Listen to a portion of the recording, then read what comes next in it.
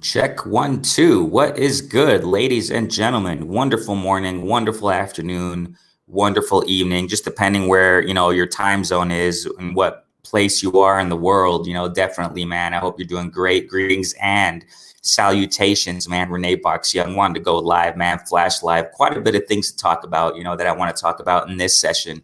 Definitely, man. I hope you guys are doing great. Thank you so much. As I always say, always got to take time out to say, um, thank you for liking, subscribing, sharing, and showing your support, man. Tuning into the lives, commenting in the comment sections. It's great. I really appreciate each and every one of you. It's hard to believe, man. The month's almost over. Time is going by so fast. The month is almost over. It's January, almost out of it, almost out of January, almost entering February 2021. Can you believe it? When we entered, I think it was the first session. I think I did my first live session of 2021. I was saying, how hard it was to believe, how hard it was for me, at least, to believe that, we're in 2021, that I lived to see this, year. And we're almost out of January. So, this year is going to fly by, I think, personally.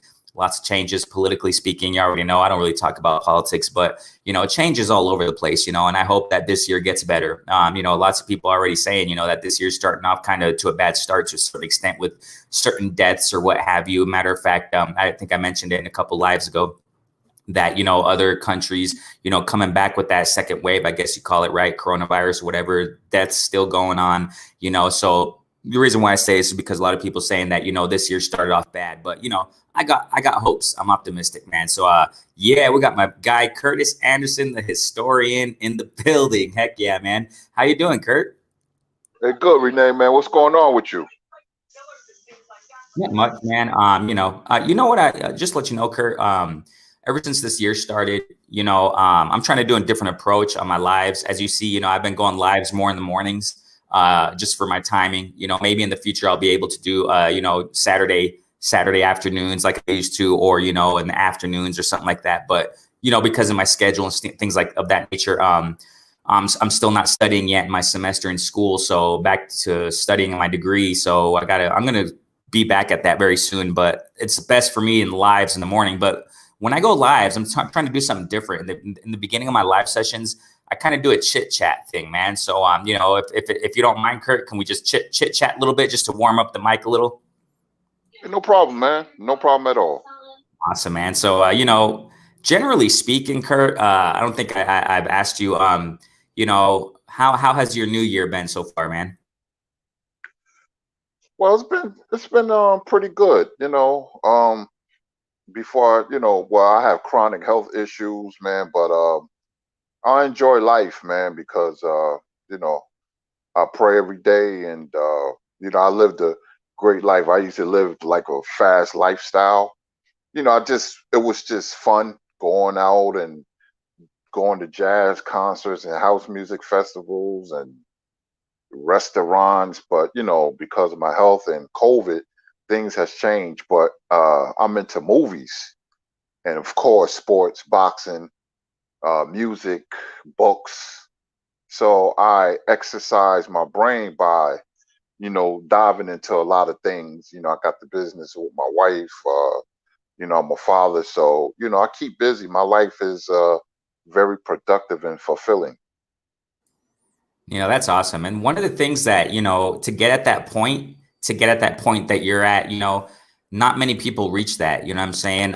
When people really discover, slow down, you know what I'm saying? Slow down, open our eyes up more and expand our horizons, mentally, spiritually, as you're saying, man, prayer, you know what I mean? Reading, if I'm not mistaken, it's been said, there have been studies that have proven, I saw this many years ago, that if you exercise your mind, your brain, its cognitive functions, intellectually speaking, your brain stays sharp, and you can prevent, when it comes to elderly people or what have you, people in the, higher age, like 80s, 70s, 90s, maybe, people who study and have a habit of not just studying, like playing chess, playing cognitive, intellectual, doing cognitive intellectual activities, that they reduce their chances of getting Alzheimer's and things of that nature. So why do I say this? It's because a lot of people don't reach that point of really, delving into, reading and exercising the brain. We can do it at any age. And it's really beneficial and it's gratifying. I love it. I mean, do you feel like that, Kurt?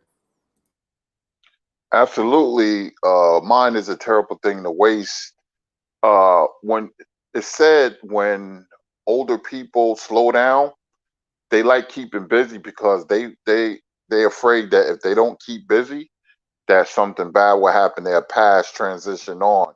A Whoa. lot of elders they like to keep busy. They like to crossword puzzles, and if you notice, senior citizens they have a lot of trips and they play crossword puzzles because you Right. always got to motivate your mind and keep your mind going. You just don't want it to rot away. I think I love reading, man. I love movies, anything to make me happy or my spirit be positive, positive energy. I like to think. I think a lot of thing about a lot of things. People think I'm a boxing genius, but it's just that it's when you love to do something, you're going to be successful at it. And people think I got this photogenic memory. No, my memory is not that good, but I love boxing so much. I'm able to memorize many things, when I was a kid, 7-year old kid, and I'm able to memorize them like it's burned into my soul almost. Music, and I still remember when I was a 5-year-old kid running around and eating ice cream cone with checker Wow. pants, light blue shirt. I remember like it was yesterday. So it's when you live a certain type of lifestyle, a good clean lifestyle that I traveled a lot. So when you experience traveling, your mind opens up, man, and your mind's supposed to be like a sponge to soak everything in. That's why I tell people I done lived a lot. I done lived like 3 lifetimes already, and I'm 54 years old. I done seen a lot. I done seen people get murdered in front of me. I done traveled Wow. to countries. I done rented out villas on the beach. I done been to so many championship fights. I mean, did everything. I've seen Stevie Wonder and Earth, Wind, Fire in concert. I can go on and on. So when you experience Wow. those things in life, it opens up new doors. That's amazing, man. I mean, it definitely does. And a lot of people, they stay closed-minded, you know what I'm saying? And like I said, it's sad to see that sometimes to a certain extent we have to wait till we're older. We don't have to wait till we're older, but a lot of people discover these things that we're talking about until they're older. You know what I'm saying? We can do it at any age, you know what I'm saying? Open up the mind, expand our horizons, and just learn. And when we do that, life is just so much more beautiful. You're definitely right, man. Sometimes we stay closed-minded to our own culture, to our own surroundings, you know what I'm saying? But when we open up, there are people of many walks of life, I mean, that's the beauty of life, so much diversity, so many different perspectives and viewpoints, you know what I'm saying? When it comes to all aspects, like you're saying, music, fashion, culture, everything, man. It's just such a beautiful thing, and wow, you have been through much, and you're young, man. You've been through so much, and you're young, man. I mean, we got L Dub in the building. What's going on, Hey, L Dub. If you want to jump in, bro, go ahead and send me a email. There's my email right there at the bottom. If you can see there on the screen, whatever you call it, the banner, the bar, whatever that's scrolling. Rene.frausto927@gmail.com. You can see it there. L Dub, if you want to jump in, go ahead, bro. We're going to talk some boxing. But as we're doing that new approach, that I've been saying, earlier at the beginning of the year, I've been saying that, if we have any guests, I just want to do some small talk, I'm saying, chit chat, get to know each other, I'm saying, definitely get to know the chat a little bit more also, I'm saying, expand outside of boxing to a certain extent. Obviously, we're going to talk some boxing. There's a lot to talk about. So, but yeah, have a little small talk, definitely. So, just like what you're saying, Kurt. I mean, it's always great to do that. And you're young, man. I mean, wow, you've been through so much, and you're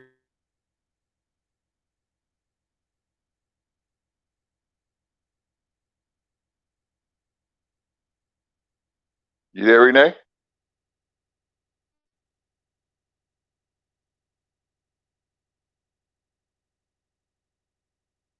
Renee.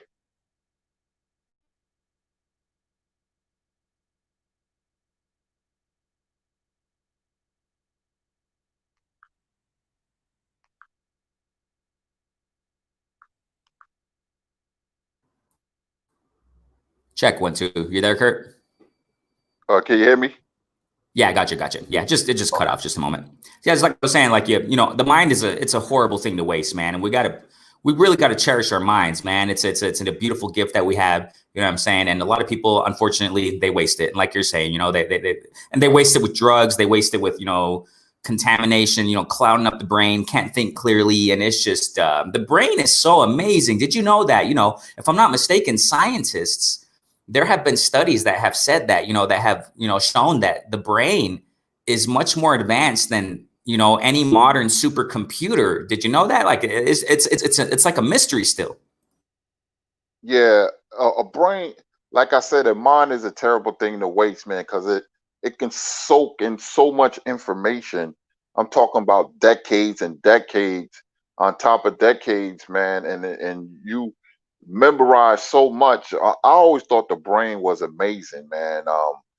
Life is amazing. I know people go through different circumstances and situations, man, but I'm very lucky to experience going to Yankee games, and I'm telling you, life can be great if you do the right things, go to school, or you Exactly. make Yeah. something of yourself. Make something of yourself. Try hard because life has so much to offer. My daughter, who I'm so proud of, I didn't have to tell her. She's a nurse. Then she became director of nursing, and she had a 4.0 in college, and then when she went to Wow. nursing, she had a 3.6, and very proud of her. So I said, listen, you're independent. You got your own apartment and car.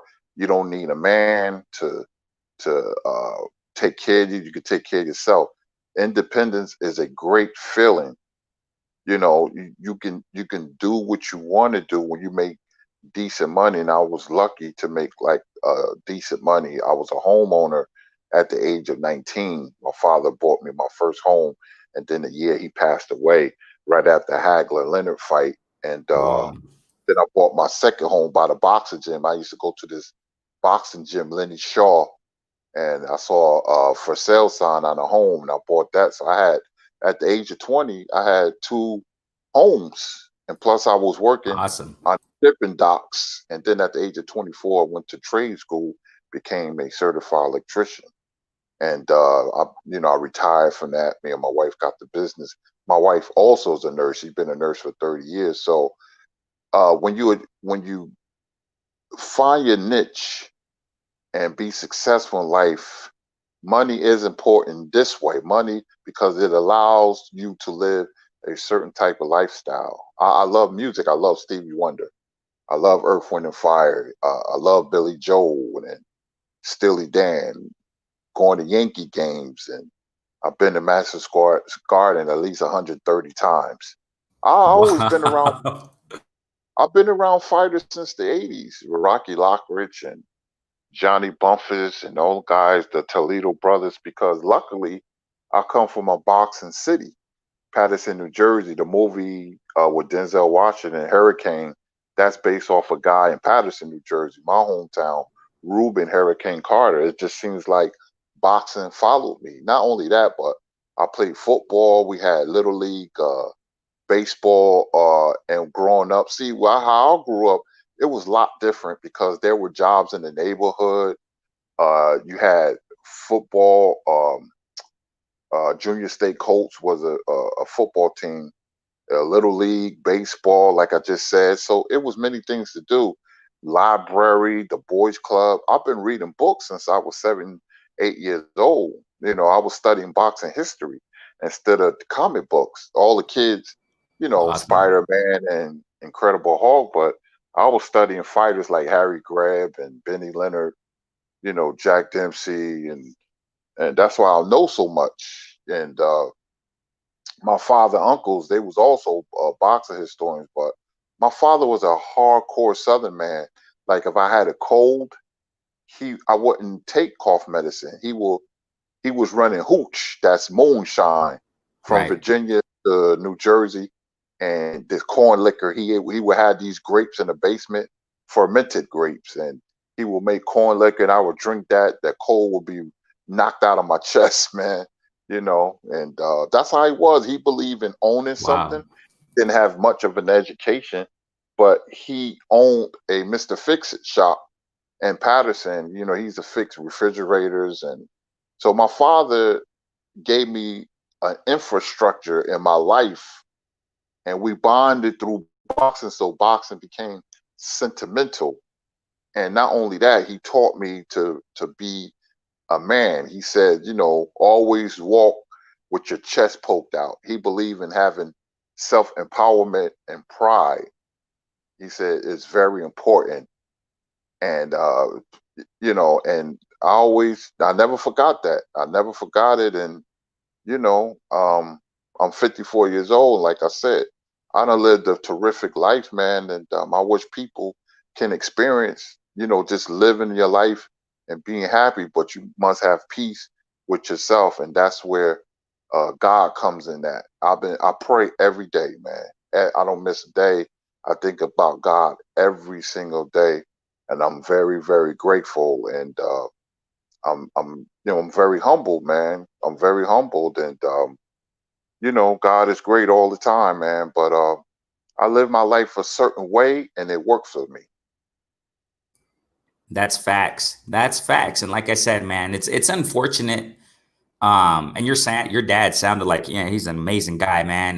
Rest in peace. You know what I'm saying? And I think it's sad that we, as human beings, generally speaking, most of us, at least, not everyone, but most of us, we don't tap into that spiritual source. You know what I'm saying? And that inner peace and that niche, just like what you said a moment ago. When we find our niche, we exceed in life, man, and we enjoy life when we find our niche. And the problem is, a lot of people don't find that niche. How many people graduate from a high school and say, what the heck am I going to do in my life? When high school is the time, and college, I understand to a certain extent, the beginning of college, a lot of students and people in general are like, well, what the heck am I going to do in my life? They don't find their niche.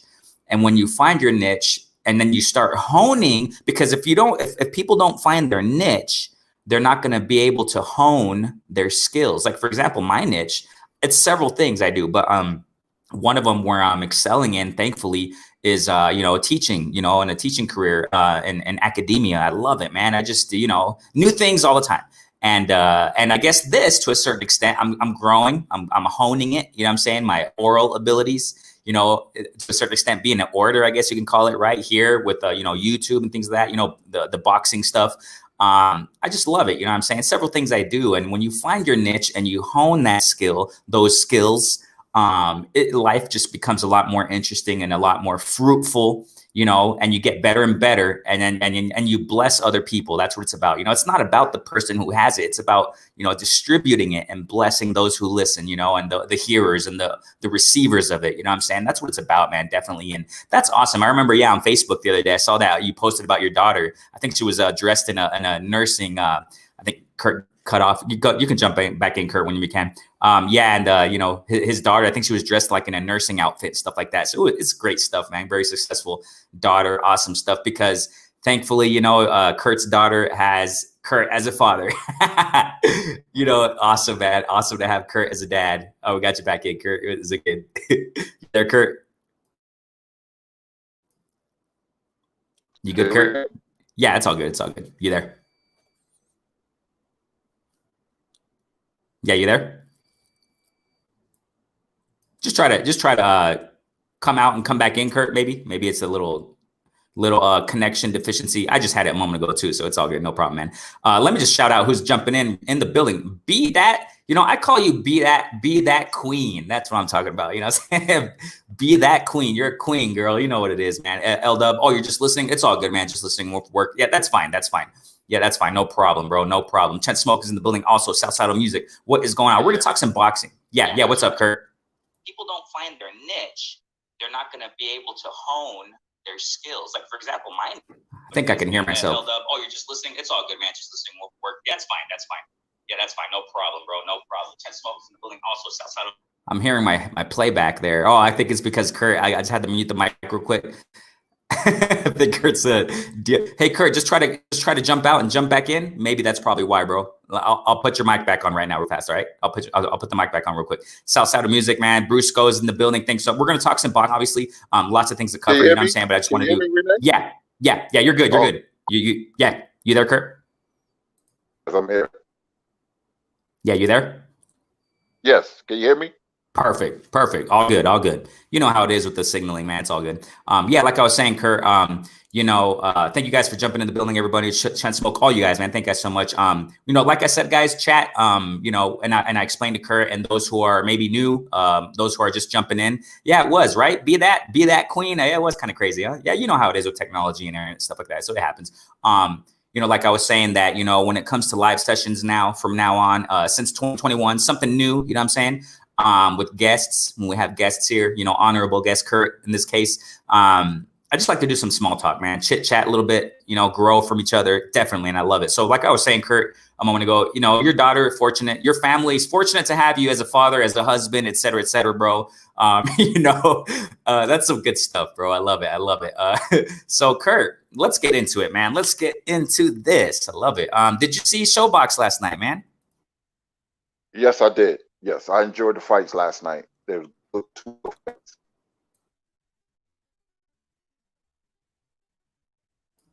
Sounds like you cut off a little bit, Kurt. You there? Yeah, you hear me? It's kind of cutting off just a little bit. Go ahead. I should change my device. I don't know where it's coming from. Yeah, I enjoyed the fights last night. They were TV fights. I really did. Yeah, they were nice. I mean, there were two fights, if I'm not mistaken. Nunez versus the other guy. I just don't. I'm not good with pronunciation, man. Nunez versus that other guy. Okay, I'm sorry, but really action-packed fight. Yeah. You know what, Kurt? Can you just jump out and jump right back in? I think because it's still kind of cutting off. Just come out and come back in if you can. Give me 1 minute. What's up? Yeah, it's kind of cutting off, Kurt. Maybe if you can try, Kurt, just there you go. It's all good. Yeah, jump back in. So yeah, guys, the fights. I don't know if you guys saw it. Showbox fights. It was Nunez versus some other guy. I'm so sorry about that, man. I don't remember the pronunciation. Like I said, man, I've said it time and time again. When it comes to pronouncing these guys' names, man, it's just I'm not that good at all. You know what I'm saying? So I don't know what the other guy's name was, man. But it was a good fight. Really good fight. They called it a draw. Okay. They called that thing a draw, that fight a draw. But it was really action packed, man. They were going at it. Yeah. What's up, Kurt? Yeah, I changed my device. Is that better? Oh, way better. So what was the other guy's name? Nunez opponent? Evasion. Oh man, it was odd. Yeah. I don't know his name, but it was a really good. AYN. I forgot how you pronounce it. Yeah, Wakayan or something like that. Yeah. And it was a draw. Did you see it a draw, that first fight? I thought you could make a case for either man. I thought I had Nunez as the winner, but it was like really close, man. Like I said, you could make a case for either fight. It was nip and tuck all the way. Yeah, and man, those vicious body shots. That light-skinned guy, the guy with the name I can't pronounce, he was taking some body shots. Nunez was going to the body, digging in, hard shots. I don't know how the heck that dude handled those shots, man. Tough guys, warriors. They went all 10 rounds, if I remember correctly. And man, I was kind of leaning towards Nunez because of all those shots he was landing. But it was close because that other guy was just fighting back, man. It was a beautiful fight, man. So yeah, like Kurt said, man, you can make a case for both. And then the main event, right? It was Williams versus Solano. How did you see that fight, man? I thought Williams won. At early on, Solano fought pretty good, but Williams came on and Solano got a point deducted. They call it a knockdown. Williams really didn't go down, but they call it one. So I thought Williams won by like 3 points. I thought he was the clear-cut winner by unanimous decision, but it was a good fight. His eyes swelled. If Solano would have been more busier, then it would have been a much closer fight. but Williams kind of pulled away. But it was a good fight, though. I enjoyed it. One of the things that I didn't know, I was calling the fight yesterday. I just went live out of nowhere and I just started calling the fight. I started calling that fight right when it started, Nunez versus no, sorry, Solano versus Williams. And towards the end of the fight, yeah, there was a low blow. And I didn't know the ref deducted a point. I didn't know that. And the knockdown, supposedly, right? It was like more of a slip, imbalance on Solano's part when they both fell down, right? But he didn't really land a clean shot on Williams. So that wasn't really too point deducted. So that's what, it seems like that gave him the edge. And Williams gave a beautiful, clean knockdown. I mean, good stuff, man. Definitely 140. They are, well, now in this case, Williams is still undefeated. I think he's 16-0 now. What do you think that he has to work on, though, Williams? Do you think he has to work on some things a little bit more? Yeah, his defense, he get hit a little bit too easy. Got to move his head when he steps up in competition. Then he might learn the hard way. So I would say defense, move your head a little more, and box a little more because he has good boxing skills. He was flat-footed. He stayed in range too long and got hit what we call tail end punches.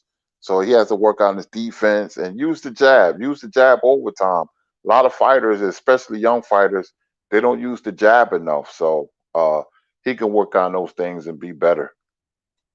Yeah, definitely. And I really liked how it seemed like he changed the game plan towards around the second half of the fight around there. It looked like when he was just throwing some nice uppercuts on the inside because Solano, he was going on the inside a lot, going on the inside. And then it looked like he kind of changed up the game plan and started throwing some uppercuts.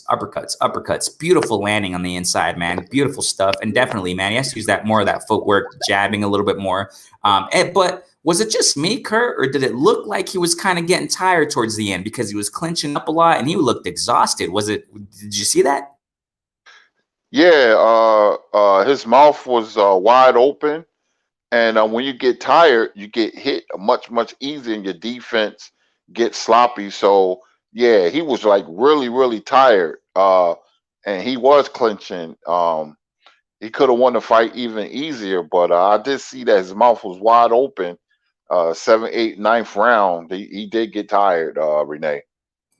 Yeah, he definitely did. And that's the thing, we talked about it before in Boxing Then and Now, I'm saying, if I'm not mistaken, in that series, conditioning, these guys got to really be more conditioned. You know what I'm saying?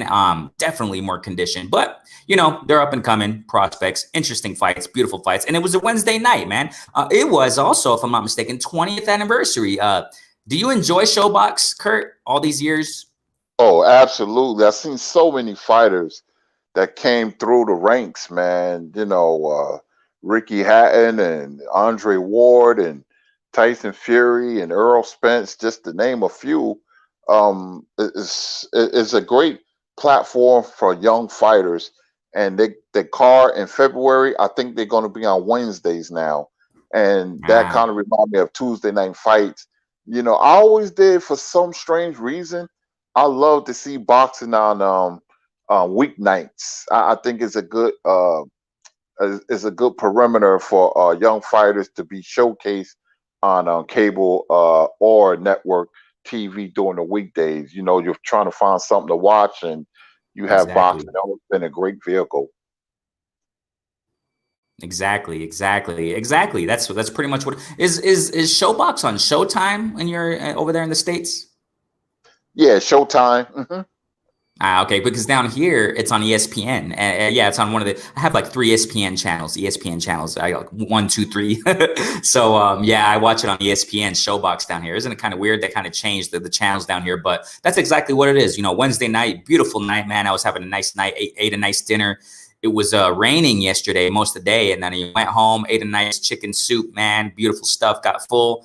And I was like, oh, heck yeah, there's Showbox. I forgot all about it. And I actually remember, I think you mentioned it. I think I remember you mentioning it. I don't know where I heard it from. I think it was on Blue Blood because you're commonly on there. So I think it was on Blue Blood. You said, yeah, we got some great fights. And you said, we got some Showbox also next week or something like that. You said, and I remembered that popped into my mind. I was like, oh yeah, there's going to be some Showbox tonight. Heck yeah. I went straight to the bedroom, watched turn the TV on, man. And they just started, man, Nunez versus that other guy. I was like, heck yeah, dude. So, that's what I like, during the week on a weeknight, you're just relaxing at the house after work, something to watch. Let's watch some boxing, man. Love it, man. So it was beautiful. I love Showbox. And those who are tuning in right now, those who are jumping in the building, check Showbox out, ladies and gentlemen.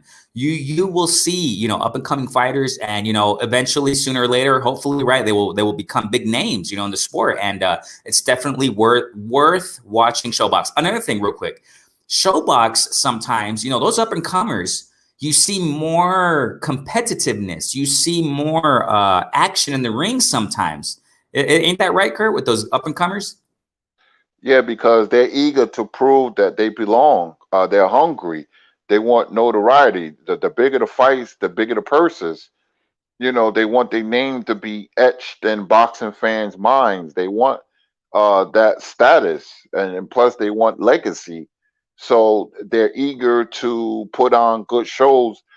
They fight with a certain type of vigor that people like to see. Let their hands go, and I done seen a ton of great fights on Showbox. But growing up as a boxing fan, Tuesday night fights and Master Square Garden on MSG. MSG is a local channel, and where the Knicks and the Rangers play, and they had a lot of boxing. I used to go see on TV and in person a young Hector Comancho at the Garden. He was a big hit. Riddick Bowe, Wow. Mark Breland. They were amateurs. Amateurs was big in New York. It has a lineage. They're going back to Sugar Ray Robinson, but there was another channel on Saturday nights, and I got a kick out of this channel. I don't know, you remember? It was a Mexican channel called Galavision, and Yeah, yeah, yeah, you remember? And every yeah. Saturday night, if the United States didn't show a fight, you can go to Galavision, and there was a young fighter, some guy named, I don't know, Renee, Julio Cesar Chavez Sr. used to fight on there, being funny. And I remember he fought Martinez, and I looked and I said, this dude can fight. And he didn't make his American debut yet. And he made his, and I told my friends, I said, there's a guy that's coming to the United States. Watch out for this name, Julio Cesar Chavez Sr. Well, not at the time. We just call him Right. Chavez, and you're famous when you have one name. Me and my friends used to say Chavez. He fought on CBS Sports against Roger Mayweather because they fought twice. He knocked Roger Mayweather out in 2 rounds. And my friend is like, Kirk said this guy was going to be something. And ever since then, he carved out and became a legend, and still is a legend. And I knew about him on Galavision, and fighters like Richie Sandoval and Gabby Canizales used to fight on Galavision. And when people be like, how come you know so much about foreign boxing, Mexican boxing? And I said, well, that goes back to my father. My father used to tell me about all the great Mexican fighters in the 60s and Puerto Rican fighters. And he made sure that I covered the whole gamut, because he said, as an American boxing fan, you just ain't going to know about the American fighters. You're going to see them, but you're going to see fighters who can't even speak English. And by the time I get finished with you, you're going to know all of them from A to Z. And that's what he did. So he kind of Wow. carved that into my psyche, and I loved it, So, I used to work for a General Foreman in East Rutherford. It was mostly, Latino. They said, and when they first met me, they was like, how come you know so much about the old Latin fighters? So I used to tell them, my father and me and stuff, because boxing was so great. When Leonard fought Hearns, 3 weeks before that fight was Salvador Sanchez and Roberto Gomez. 3 weeks Hmm. apart. So Wow. you had super fights back to back to back. Yep. Yeah, definitely, man. And this is what, listeners, I'm saying, those who are tuning in. I know it's quite kind of early depending where you guys are tuning in from, but you guys got to check Showbox out, definitely. Like Galavisión back in the day, you know what I'm saying?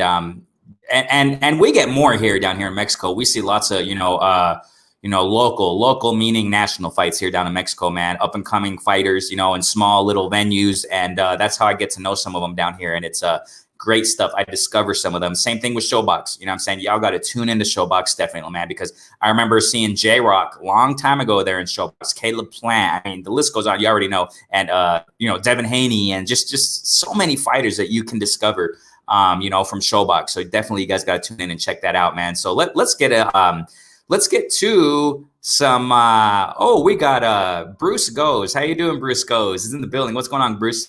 Hey, good morning, my boxing brothers. How are you all today? Hey, Bruce, what's up with you? Kurtis, doing good, man. Doing good. I brought my car in for an inspection yesterday and an oil change. I just picked it up $800 later. You know how that goes. Ouch. Well, that's you bring your car in for a simple thing. You know what's going to happen. You better have a couple of hundred in your pocket anyway. But let's talk some boxing over here. Hey, Kurt, have you been on a panel with Bruce? Yeah, this is my second time being on the panel with Bruce. Yeah, it's an honor. We've spoken before. I've been admiring Kurtis for a couple of years online. It's just amazing what he knows and the experiences he has. I love listening to him. I just like to keep my mouth shut and take all that knowledge and all that experience in. And it's almost like living it vicariously by listening to him. I love it. Much appreciated, Bruce, man. I love talking boxing with all you guys. You guys are smart, man. Every last one of you, man. And I love the community, man. I just love talking boxing, man. So many fighters. I don't even tell you half of the stuff that I used to eat with fighters, man. And, Jerry Cooney is one of the nicest guys I ever met. I talked to him in front of Madison Square Garden, man. He wouldn't let me leave.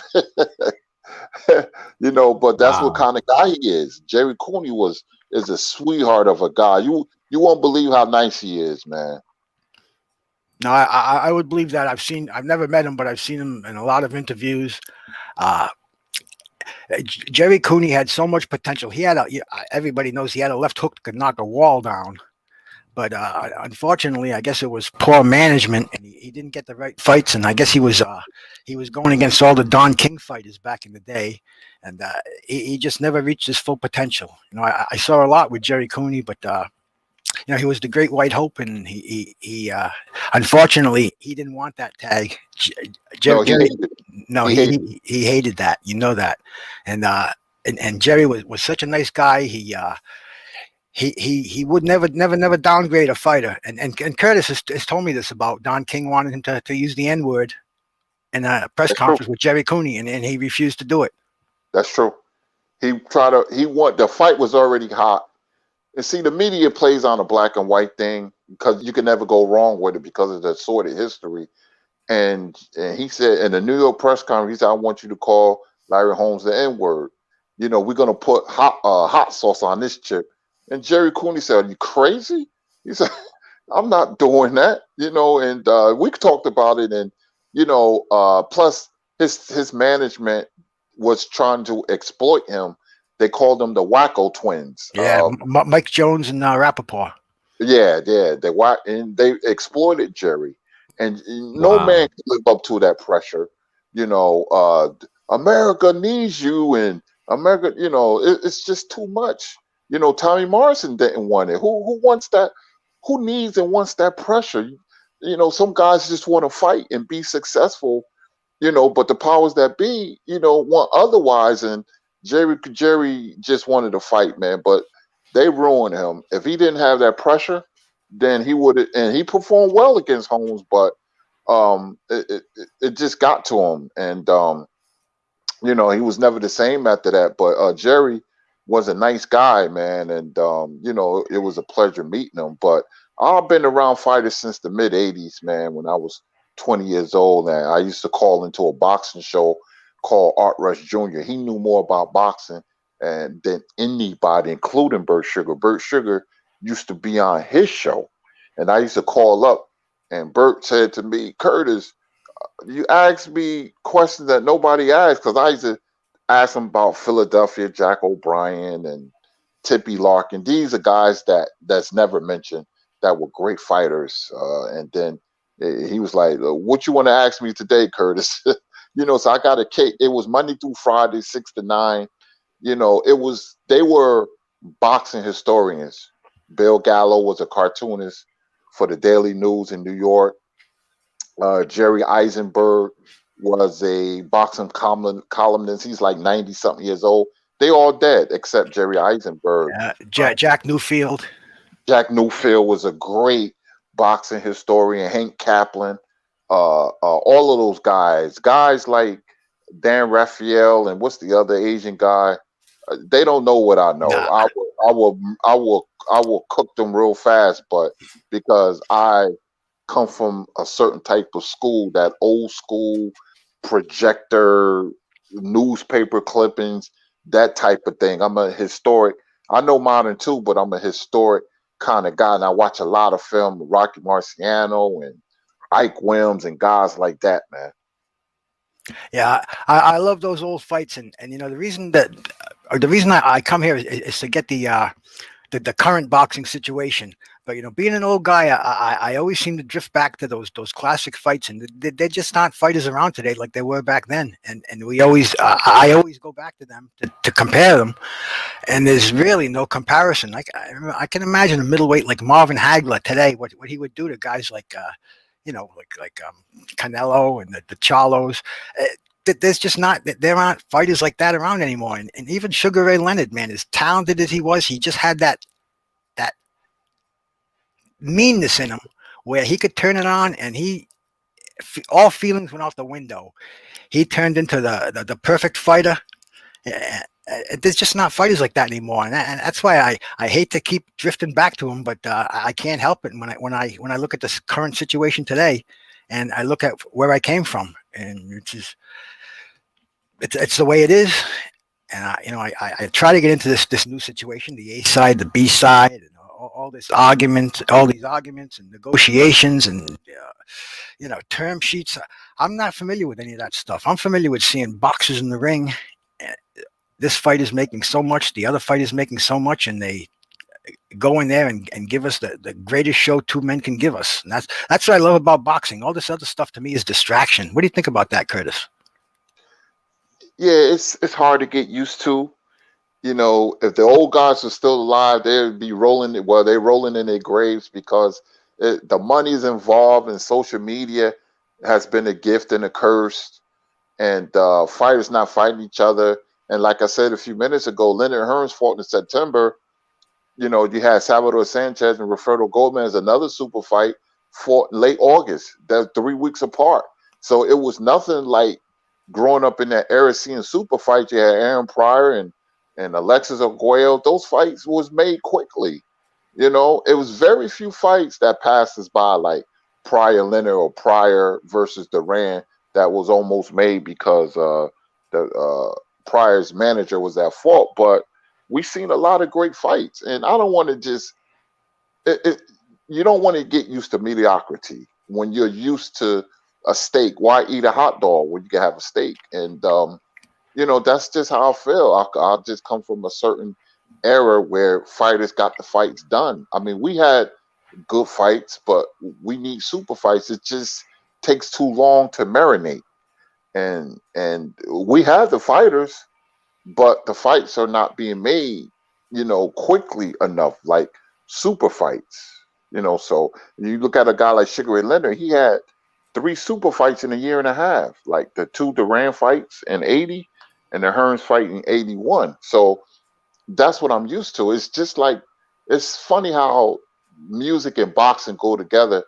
You had artists like Stevie Wonder and Billy Joel and Steely Dan and Earth, Wind and Fire.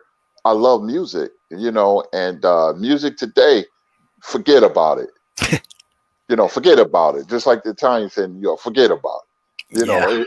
It would never be the same. And that's what I see in boxing. We love this sport, man, but they have to do better. A side, B side, and that was never thought of, and not like that. You always had an A side and B side, but the point now they don't get things done. That's what I'm trying to say, and the money just thrown up in fighters' faces. But maybe things have changed. I don't know, but I love this sport too much to walk away from it. So I'm right there with you, brother. I'm right there with you. And you're talking about music, and to me, music and boxing, uh, they go hand in hand. From my situation, I'm a jazz man. I've been listening to jazz from way back. I dig Charlie Parker and Miles Davis, John Coltrane, and Bud Powell, and all those cats. In fact, Miles Davis, I saw him at the when I was watching the first Joe Frazier and Ali fight. Miles Davis was at ringside, and Miles, he's an amazing guy. He was a fantastic trumpet player, and he just dropped out of sight. He's a boxer, and he studies boxing. He loved boxing. He would sneak out to fights in New York and catch all the fights. And that's how I got into jazz and boxing at the same time, because they branched out, and it seems like the more intense the jazz is, the better it goes with the boxing. And to me, and it breaks out into like bands like Steely Dan. They evolved from session musicians. Billy Joel's band, it's all jazz musicians that got together and formed the bands. So anyway, boxing and jazz to me go hand in hand. I probably have over 3,000 jazz albums on vinyl, and I used to put on a McCoy Tyner, shut the volume down on the fights, put an old fight in, and I see Scrapbook Boxing putting on these videos today, and it's what I used to listen to, and it just makes it all, it brings it all full circle. It brings it all back home again, and now chopping it up with Renee and with Kurtis, and it seems like I'm hooked on this right now with this pandemic. You can't talk to anyone else about boxing. You can't get within 6 feet of them, especially if you want to be safe like I do. But this to me, this is a great place to come and share your feelings. Learn is the key for me. I'm learning so much listening to you people, and I appreciate you having me on here, and I'm really honored to be in the presence of you guys. It's something I never thought I'd be doing. In fact, I didn't even think there were boxing historians around anymore. I never bump into the old timers, but their boxing education seems to have tapered off. When boxing tapered off back in the when they got older and they couldn't go to fights and they couldn't do what boxing fans love to do. But anyway, that's where I'm at right now. I listen to the jazz. I watch the boxing, and I go online and talk with you people, and it's kind of what my life's evolved around now. And I guess in these the stage I'm at now, I couldn't ask for anything better.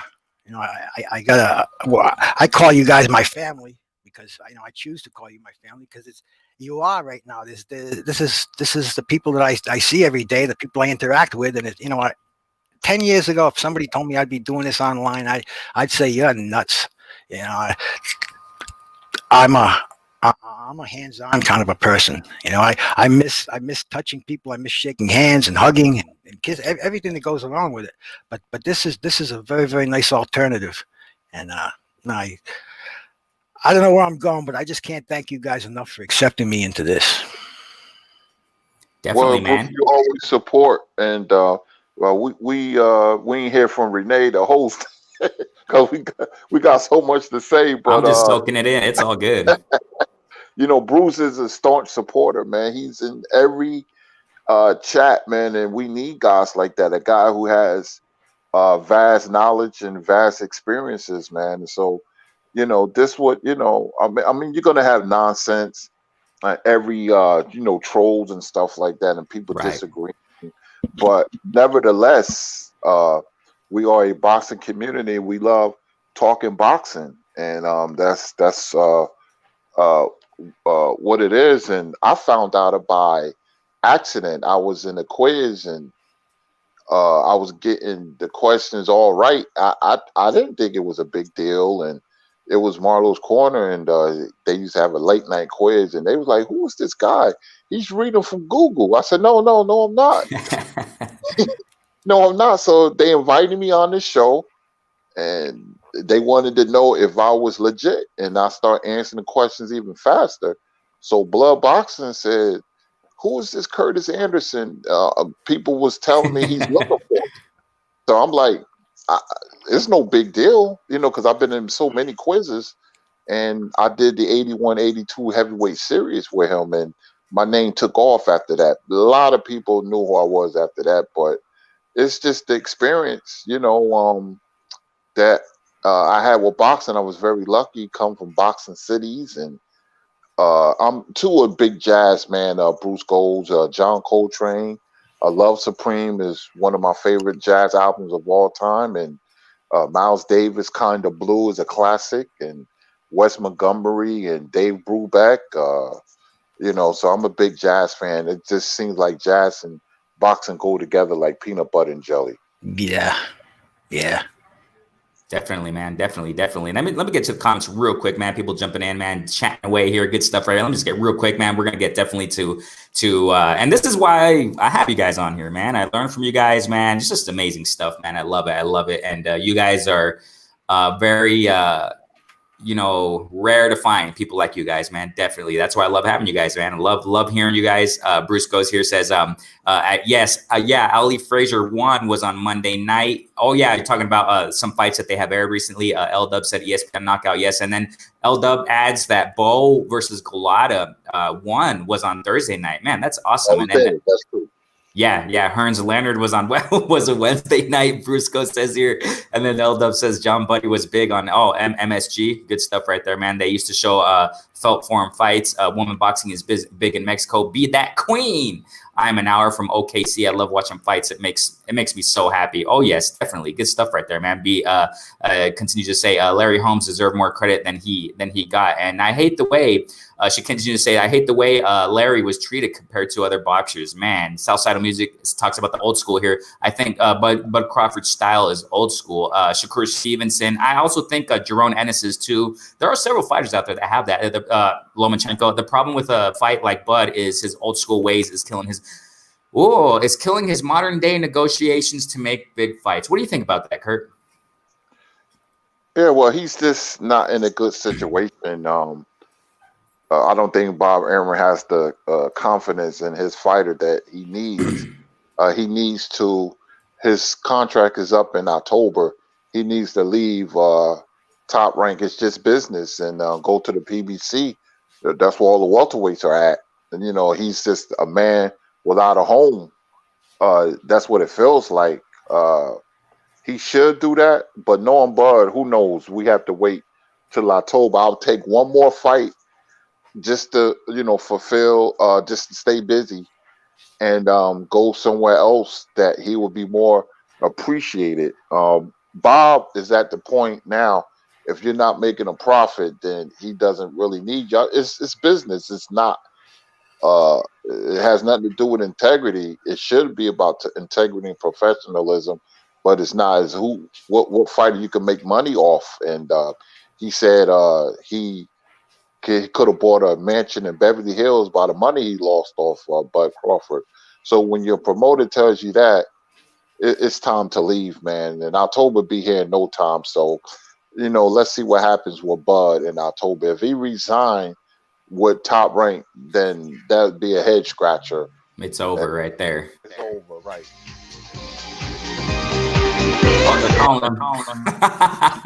I hate when I get phone calls. I remember that yesterday on Blue Blood. It constantly happens. No big deal, man.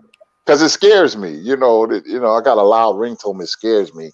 But let's see what happens. He doesn't want to pay his opponent, so it makes it bad for Bud. I mean, all the welterweights and the PBC are fighting each other, so he needs to be over there. So, we'll see in October what he's going to do.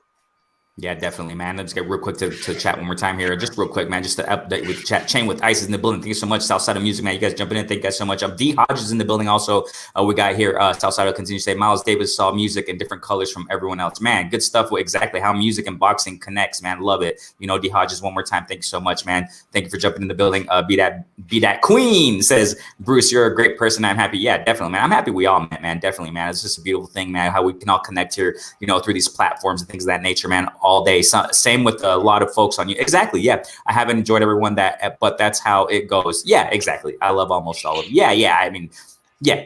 I mean, sometimes we don't enjoy some things, right? And some platforms or what have you, but is already 33, just about 34. Yeah, exactly. His age, man, his father time's ticking. Salute, fam. I can hear everything. Multitasking. This pandemic has my schedule more packed. I think happy thoughts. Yeah, exactly, girl. Stay strong, girl. Be right back. It's all good, man. So let's get to real quick, man. You know, this Saturday, we're going to have a fight, Angelo Leo versus Fulton, right? Stephen Fulton. Stephen Fulton is 18-0. Angelo Leo around 20-0, if I'm not mistaken. And they're going to be fighting this Saturday, super bantamweight, if I'm not mistaken. Kurt, what do you think about that matchup, man? Angelo Leo versus Fulton. Well, Leo likes to bang. Fulton likes to box. If Fulton boxes, he wins a unanimous decision. But if he decides to bang with Leo, Leo's going to beat him, maybe late round TKO. So this is where boxing IQ comes in. That, you know, Fulton, you have to fight to your strengths as a boxer, as a fighter, and Leo is going to be It's going to be very interested in wanting to brawl, and he may be over anxious. And Fulton, if he uses his jab, not a lot of movement, but just enough to keep Leo off balance, then he will win a relatively easy unanimous decision. But he has to box, and he can't let Leo get close because that's Leo's best way of winning. But I like Fulton by unanimous decision, but you don't know because I don't know where his boxing IQ is at. This is a big fight for him and Leo as well. And I don't know. I like Fulton, but he has to be smart. He can't not afford to bang with Leo. Bruce, did you hear about that fight, Angelo Leo versus Stephen Fulton this Saturday? Yeah, I couldn't have put it any more eloquently than Kurtis just did. You know, you got a classic matchup where you got a big hitter and a boxer. I like the boxer, but what keeps it interesting is it can end at any time. Fights get emotional. Fighters get inside once in a while, and if Fulton gets inside with Leo and doesn't keep his guard high, it could be an early night for him. Now, the thing here is that when you check out the records, there's a couple points I want to talk about here. When you go back to the Angelo Leo versus Tremaine Williams, I think I called that fight some time ago. Tremaine Williams versus Angelo Leo. It was fresh off of the whole quarantine stuff. This is the thing here. It resembles this matchup that's right now. That's going to be on Saturday night. It was boxer versus, you know, hard hitter. Boxer versus, you know, strong hitter on the inside, body puncher, typical, I guess we can say, generally speaking, Mexican type of fighter, right? You know, with Angelo Leo. And when he fought Tremaine Williams, this is the thing I saw, okay? Because Tremaine Williams was that, you know, ringman generalship, you know, guy, you know, defense, Philly shell, you know, using the ring a lot, pretty good boxer. But the thing here is that in the first half of the fight, and this is important to understand so we can get an idea between Angelo Leo and Stephen Fulton, or just generally speaking, Angelo Leo fighting these technical fighters. When Angelo Leo fought Tremaine Williams, the first half of the fight, like the first 6 rounds approximately, Tremaine Williams was boxing, you know, Angelo Leo very well. Man, the reflexes, the speed, the footwork, the defense, blah, blah, blah. I mean, he was doing great. And I thought in the first half of the fight, man, Tremaine Williams is going to beat this guy easily. This is going to be a boxing lesson for Angelo Leo. But what happened? The second half of the fight, Tremaine Williams, he stopped doing what he was doing the first half of the fight. And I was thinking, what the heck are you doing, Tremaine Williams? What's going? He started, just like what Kurtis was saying, Tremaine Williams did a big error, committed a major error, and started going toe-to-toe with Angelo Leo. And I was like, what the heck are you doing? Tremaine Williams, what kind of game plan is this? Are you getting gassed out? Is that why you're not moving as you were? And it looked like he was getting kind of tired. And he was just going toe-to-toe, trying to go to the body with Angelo Leo, who's a hard hitter, inside fighter. That's his forte. And, so Angelo, but my question is this. It looks like, or maybe it's a statement, I guess, a conclusion. It looks like Angelo Leo has problems with fighting boxers, technical fighters. Did you see that fight, Kurt? And then we'll get to Bruce. I don't know if you guys saw that, Angelo Leo versus Tremaine Williams. Yeah, I seen it, and that's why I said boxing IQ. Tremaine Williams has a low boxing IQ, unless he got tired and he couldn't move. But I just think that he did it from the game plan. And he fought Leo's fight. You don't fight the other guy's fight. Would you go toe-to-toe with Chavez in his prime, or Mike Tyson, or Ernie Shavers? You got to be out your mind. You know, he should have boxed. You got to be smart. Boxing is the sweet science of pugilism. Boxing IQ, like Gene Tunney was a very smart fighter. And he beat Jack Dempsey twice in a big upset. Beat him twice, and Jack Dempsey was deemed invincible. Ali beat Liston. They won because they used their physical attributes to the best of their ability. IQ is everything. If you have faster feet and faster hands, and you're more craftier than your opponent who's one-dimensional, why fight his fight? And that's what Tremaine Williams did wrong. That's why I say IQ is very important. And I don't know about Cool Boy Steph, they call him. We have to wait and see. I know he has some talent, but I don't know how good he is, or if the second half of the fight, Leo could turn up the pressure and he can just decide to brawl. Oh, I feel like I was stronger than him. That's what William Joppy said when he got his head knocked off against Tito Trinidad at the end when he was being interviewed by Larry Merchant. He said, I underestimated him. Now, you seen this guy knock people out from pillar to post. Why would you go in there and give him chances to knock you out, which he did in 5 rounds? So some boxers just have that ego, and they're not smart where they feel that they can win win a certain way, but not their way. Fight your opponent's fight and come out victorious, but it doesn't work like that. Exactly, and one of the things that it's just kind of perplexing, because I was thinking, Angelo Leo, the first half of the fight when he fought Tremaine Williams, I was thinking, is he having trouble fighting a boxer, high technical fighter in the first half of the fight at least, or is this his game plan of just waiting for his opponent to tire out, which I think is not the best game plan. Look what happened with Lomachenko versus Teofimo. He was just waiting and waiting and waiting. I don't know if that was part of his game plan. Really bad game plan, in my humble opinion.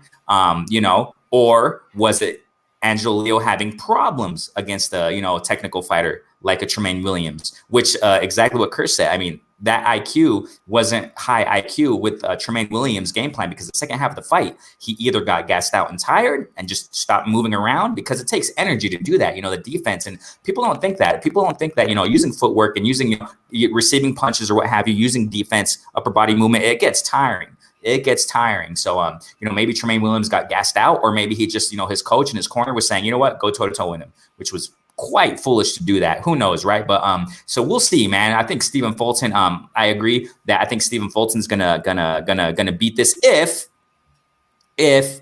he maintains a smart game plan. If Stephen Fulton decides to go toe to toe, which I think is quite foolish for fighters to do, going against a toe to fighter, you're gonna lose, man, most likely. Quick question for both of you guys, Kurt. Let's start with Kurt, and then we'll go to Bruce. Do you when because what we're talking about, it connects to this. When Muhammad Ali fought George Foreman, I think it was down in Africa. It's kind of weird. the game plan that Muhammad Ali had, George Foreman was just pounding away at Muhammad Ali, and Muhammad Ali was inviting him to do that. Okay, I mean, Muhammad Ali was just amazing. His IQ, was that part of the game plan, Kurt? And then Bruce, we can get to your opinions after that. Was that part of Muhammad Ali's game plan for just George Foreman to come in and just smashed away? Well, not really. Ali found out that the ropes was very loose, and that was in Zaire in October 30th in '74. And he can use that to his advantage because if you look at the fight, Ali used to lean back. Exactly. If the ropes was tight, then he would have been right there. But he was leaning way back, and the ropes would lean back with him because they were so loose. But Ali said before the fight, he knew George. He said George was like a mummy. George hits hard, but I never seen him box. I gotta see him box. If his parachute doesn't open before a certain round, then he won't be able to get me. So Ali knew, but Ali figured that because he couldn't move like he did in the '60s. Ali won a lot of his fights in the '70s with boxing IQ, Right. and in the '60s he won with physical attributes. He could move and glide around the ring, but against Foreman, he knew that this was the best game plan. And the rope-a-dope, he didn't know he was going to do it because Angelo Dundee was yelling at him, "Get off the ropes! What are you doing?" And after the fight, Ali said the rope-a-dope was a beautiful thing, but a lot of people can't take that punishment like he can, and we've seen the effects later on. But the plan was to tire George out, and then come on. Ali was hitting him with lead right hands because Foreman was used to knocking out everybody in 2 or 3 rounds, like he did Norton and Frazier.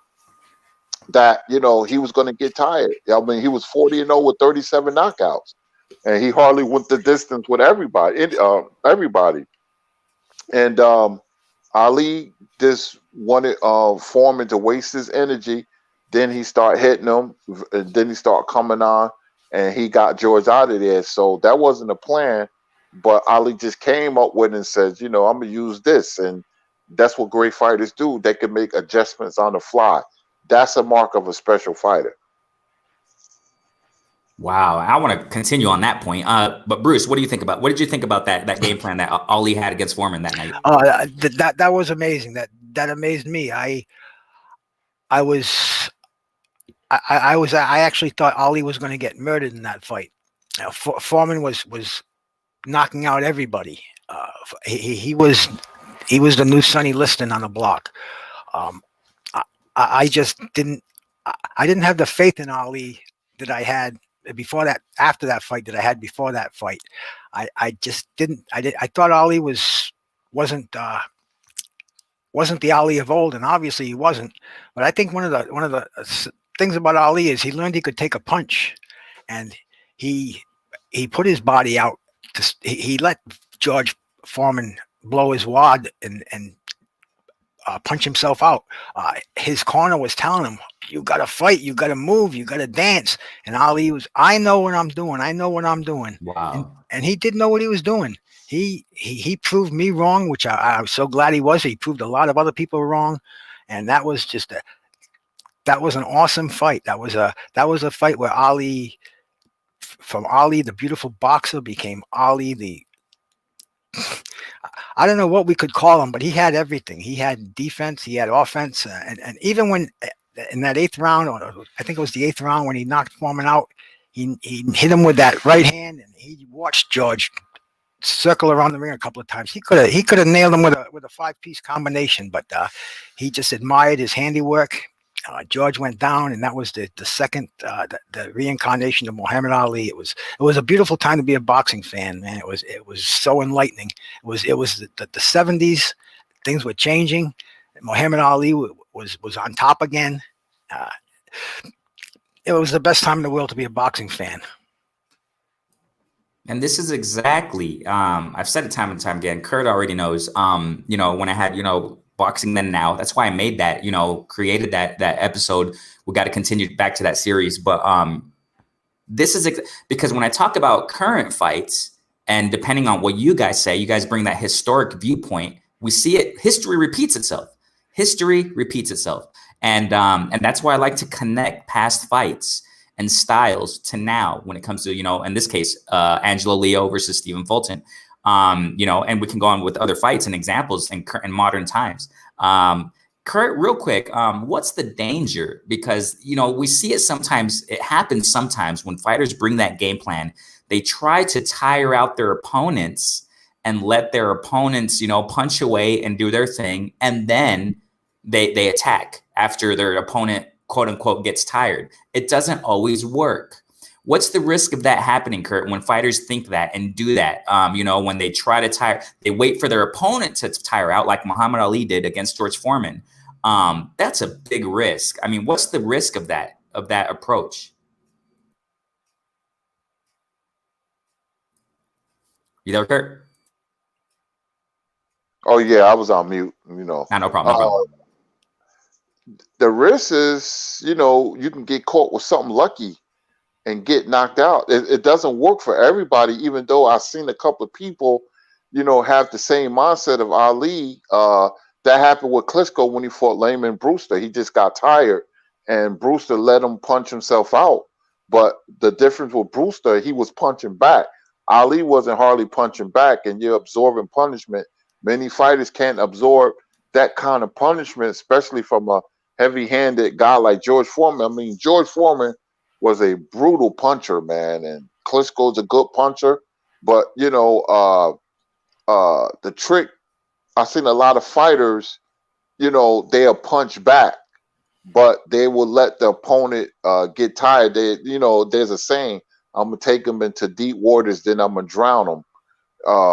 That's what Mayweather did to Hatton, because fighters that can punch and get their opponents out of there, the second half of the fight, they won't be effective. But the trick is you have to put some punishment on him, because when you do that, you accelerate him being tired. Hagler Mugabe is another case.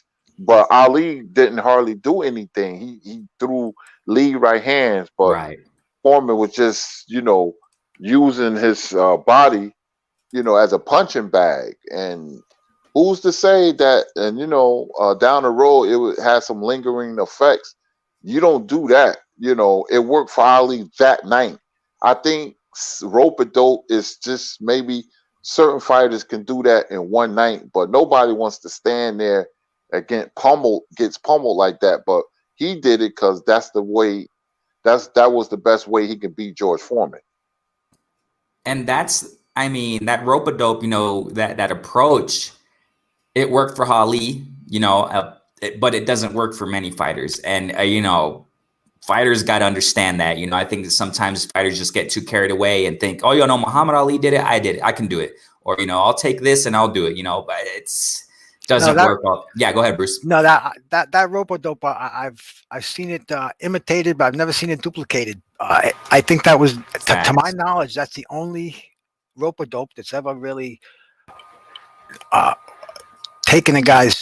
the guy's strength and his conditioning, and Ali came out of it fresh, knocked him out. I don't think, to my recognition, I can't remember that ever happening, Curtis. Can you? Or happening since? No, not off the top of my head. I don't think it happened like that. Like I said, I done seen where fighters had a game plan to take their opponents into deep waters. Is usually the puncher, because they're not used to going the distance. But to stand there like a statue and get pummeled for 6 or 7 rounds, no. Nah. Exactly. And you just, what I'm saying? I mean, we see that. That's why I love it. I love this. Are you good on time, Kurt and Bruce? Yeah. Yes. Okay, perfect. Because I just love this. Like, what popped to my mind right now was a recent fight, Kovalev versus Yard. Kovalev, with his experience, and say what we may say about Kovalev. I mean, this guy is an experienced pro vet. I personally don't, I really don't favor what happened with Kovalev and just kind of some things of his trajectory, what he just recently popped dirty. If we just put that aside, though, I mean, Kovalev, he's an experienced vet, man. fought Andre Ward twice. Ward did wonderful against Kovalev. But I'm just saying this because it seems like he kind of, to a certain extent, with his veteran, experience and IQ, did that against Anthony Yard. Anthony Yard was just going away. What was Kovalev constantly using? The jab. Veteran approach. The jab. And what happened? Anthony Yard tired out, and boom, took him out with the jab. But not everyone can do that. You see, not everyone. It's rare to see that. And why do we see this time and time again? Fighters think, because of this guy did it, I'm going to do it. That doesn't always work. We commonly see it now with the shoulder roll and the Mayweather thing, defense. Not everyone can do it like Mayweather did it. No one. I mean, do you think some people can do it like Mayweather did it, Kurt, as far as with the shoulder roll, the Philly shell and stuff like that? Well, you have fighters who used it effectively. James Toney was very good at it. Georgie Benton, old school Philly fighter turned trainer, he was good at it. And the guy who invented the shoulder roll, his name was Dave Holly. He did it pretty good. He was a technical fighter. This going like way back, the turn of the century. But Mayweather, being a child prodigy, mastered the shoulder roll. That's why he was able to use it so effectively. Excuse me. If you in boxing, if you have a certain style that's off beaten track type, like the shoulder roll, it's a style that you have to master. If you don't master it, then it's going to be a disaster. Like Adrian Broner, he shouldn't be doing it, and he tries to do it, but it doesn't work for him. But Mayweather master it. That's the difference. It's something that has to come natural. If it doesn't work, then you don't use it. But you see fighters that try to do it. But Mayweather did it like really effectively. James Toney and Georgie Benton, because they worked on it and it worked for them. Everything is not going to work for every fighter. Certain things is going to work for certain fighters, and it worked for Mayweather. Yeah, well, see, Go ahead, that's the thing we're saying. That's the thing we're saying with certain things work for certain fighters. Muhammad Ali ruined a whole generation of heavyweights. Everybody tried to be Ali. Larry Holmes was probably the closest to him, and then you get the Greg Pages. Anyway, Floyd Mayweather, the same thing. A whole generation's trying to be Floyd Mayweather. They're trying to master that shoulder roll before they can master that jab, and it's a sad thing. But it happens like Kurt was saying, and like you were saying, Renee. Everything repeats itself in boxing. It all goes full circle. Who knows? The next superstar, Shakur Stevenson, he may have some moves we haven't seen, and these young boxers are going to try to imitate that before they've mastered the basic boxing plan, and that's a detriment to boxing. That's pretty much a detriment as far as I'm concerned. You have to master the basics. The jab is the punch in boxing. We just saw Joe Joyce knock out Dubois with just the jab. Michael Spinks won the light heavyweight championship from Dwight Quawi just using the jab. Larry Holmes, I don't know how many fights he's won just using the jab. All these shoulder rolls and the moves that they're trying to copy from other great fighters who have mastered them, they've got to master the basics first, and that's what's going to create a generation of boxers from the bottom, from the ground on up. That's just the way I feel about the shoulder rolls and the imitators. That's the thing. And referring back to what I was saying a moment ago with Angelo Leo versus Tremaine Williams, it looked like Tremaine Williams. I even said it in my post-fight reaction video or live or whatever when I talked about that fight. It looked like Tremaine was trying to just a little bit. What do you have after that? You know what I'm saying? After the wonderful, boxing and, shoulder roll and, Philly shell that he was using the first half of the fight, second half of the fight, that disappeared. It's like, okay, what else do you have? What else do you got? Where's the jab? Where's the footwork now? Where's the, what I'm saying? It looks like you don't have any more. So that's exactly what happens sometimes, not all the time with fighters, but sometimes they try a little bit too much, try to imitate a little too much of a certain style, but you don't have anything else in the tool bag. That's the problem, you know, and that's exactly what these fighters got to learn nowadays. You know what I'm saying? Not all of them. I mean, there are some that are, you know, all around well balanced, but sometimes fighters think, you know, it seems like they have too much of one thing and very little of other things. You know what I'm saying? And that's exactly what it is, man. Exactly. I love this. I love this, man. So let's get to another topic here. I love this talking to you guys, man. I love it. Let's get to another point here. Adrian Broner is talking about coming back, right? He's coming back. No fight announced, if I'm not mistaken. No opponent announced, if I'm not mistaken. This guy's just going to come back, but who the heck knows who he's going to fight? I guess he's planned to fight in February or something, man. I guess his other fighter pulled out or something happened. I don't know the details, but kind of up in the air. Kurt, do you think, and then we'll jump off to Bruce. I got to go to the restroom just real quick, man, 30 seconds, something like that. Okay. But Bruce, what do you think about Adrian Broner? He just had an interview with Custer, Brian Custer, if I'm not mistaken, YouTube, his podcast, great podcast. Go subscribe to him if anybody's not subscribed. Great interviews, man. Did you catch that interview, you guys? Because I'm trying to give the benefit of the doubt to Adrian Broner this time. I never have, okay? I never really have ever since he started just going downhill, okay? Ever since he started going downhill. Before, when he was in his A game, in his prime, amazing. But the past several years, man, that's exactly why I don't really make videos about him. That's exactly why I haven't really talked about him. Go check my channel, you guys, you know, go investigate my channel. Those who are tuning in, thank you guys for tuning in. Y'all jumping in the building. I'll get to the comments in a moment, man. We're just on fire right now. I love this stuff. But one of the reasons why I haven't really talked about AB in my channel is because what is there to talk about? You know what I'm saying? With all due respect, because I haven't seen any real seriosity from Adrian Broner on his behalf. But now it seems like I'm trying to give the benefit of the doubt to Adrian Broner. Why? Because if you go to that interview, and obviously on Instagram, whatever, social media, it looks like he's really trying to be serious now. He mentioned recently that he wants to fight 3 times this year. Talk is talk. Talk is cheap. I understand. But, you know, it seems like he's determined. It seems like, you know, he stopped drinking. You know, he said that he stopped drinking recently, months ago, and he's really trying to do something, make a change in his life and really get back into the boxing. You know, and really try to. He said he wants to be a champ this year. Kurt, what do you think about all this? I'm going to be right back in about 1 minute. Okay, what do you think about this, Kurt? I think it's all smoke and mirrors. I have no confidence in Adrian Broner. People will show you who they are. This is who he is. He's a guy who will always be bridesmaid and never a bride. He's a second place finisher. He will fight big names and will never win the big fight.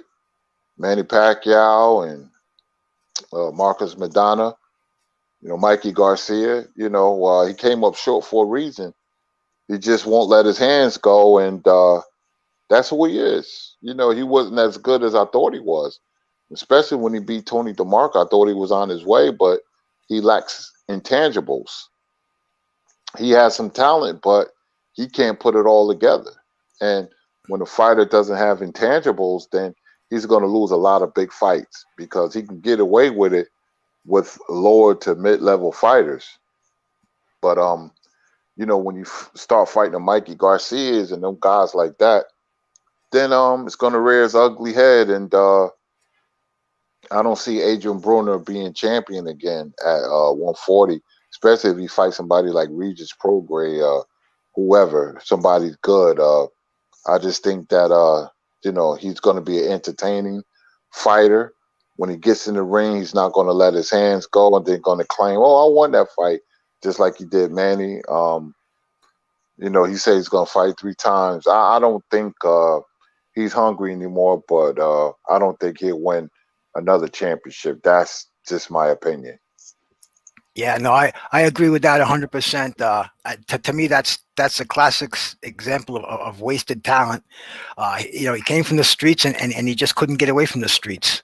He liked being the big fish in a small pond.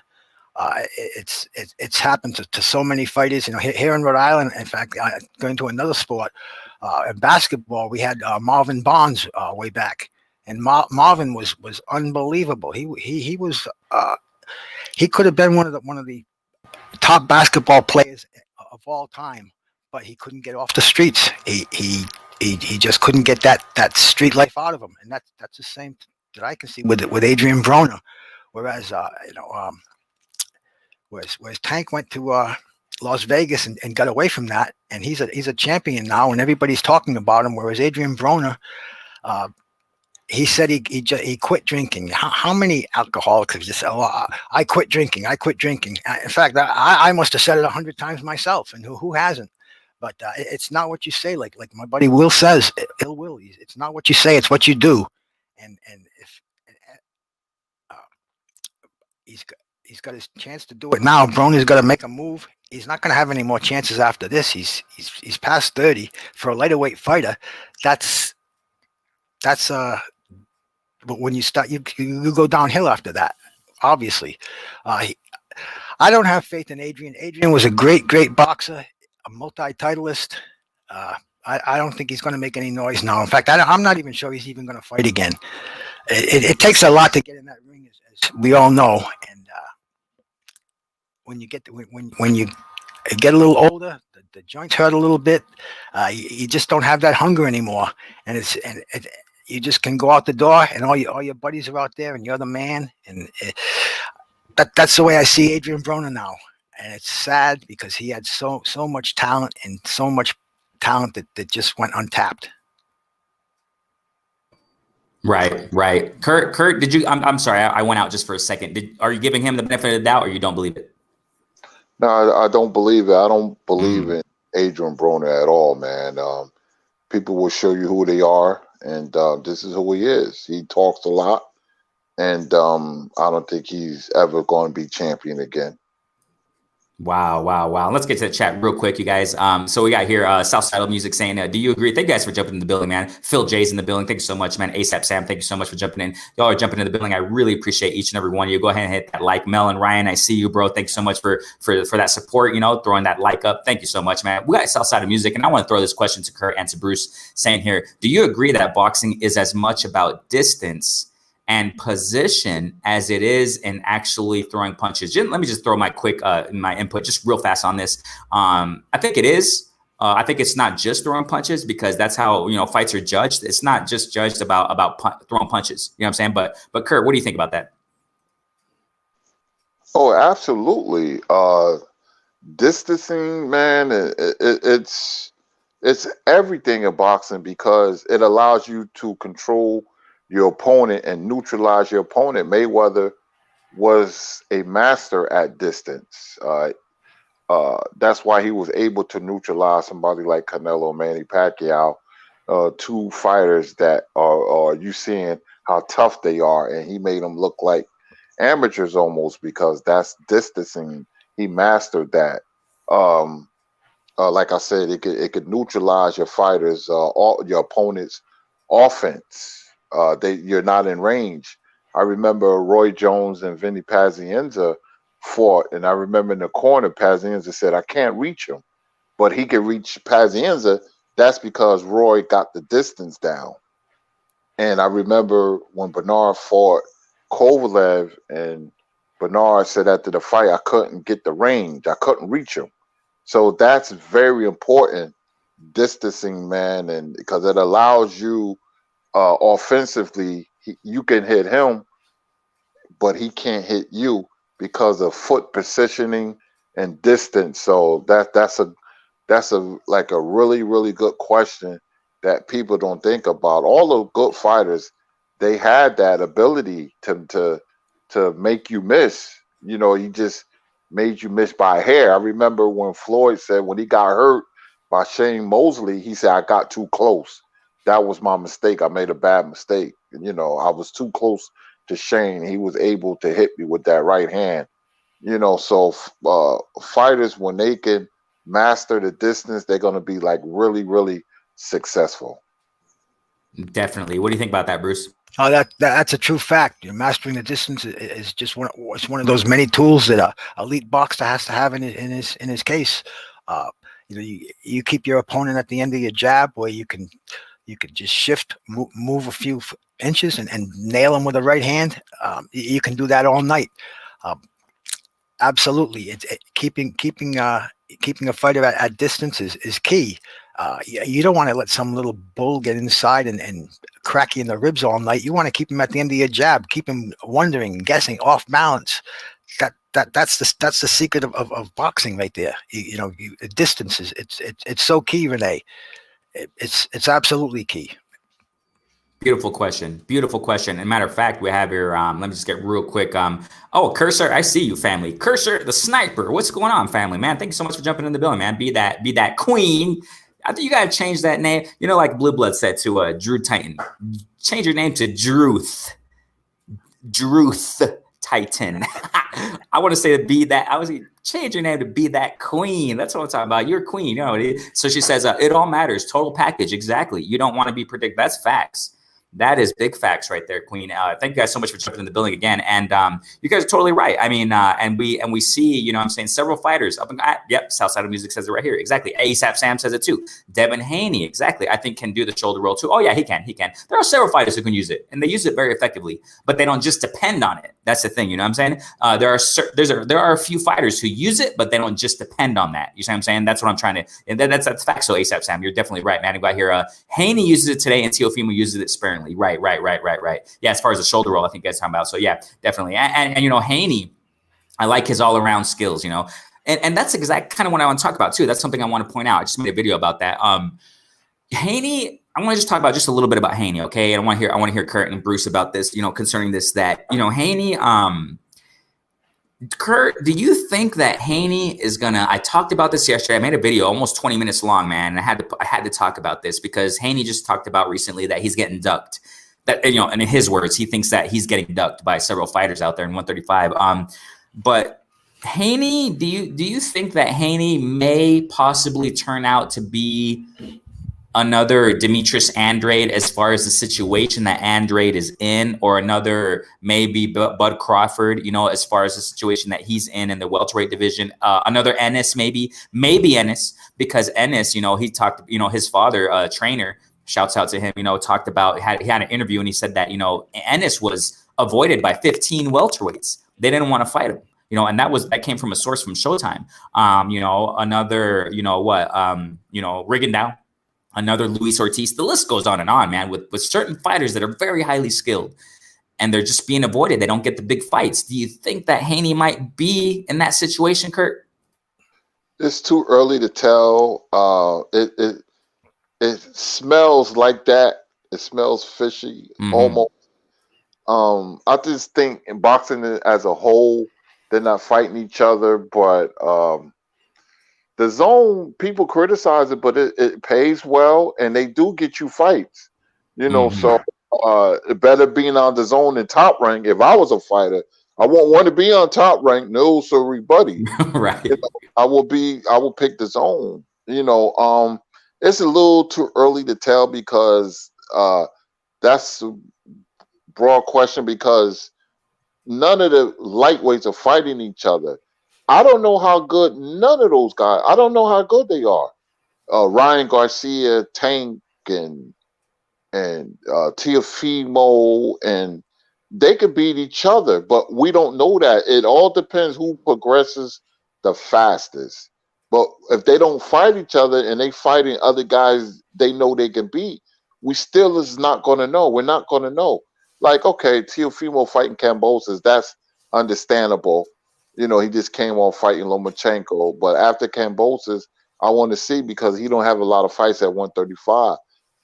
When good fighters fight each other, you can make a really good assessment how good that fighter really is. And we don't know. I knew Haney was going to beat Gamboa. Haney is tough not because he hit hard. Excuse me, he doesn't do that. But he has a lot of athleticism and he has length. And he understands distance. So he could beat he could just out hustle a lot of people. And that would be hard to keep up with his length and athleticism.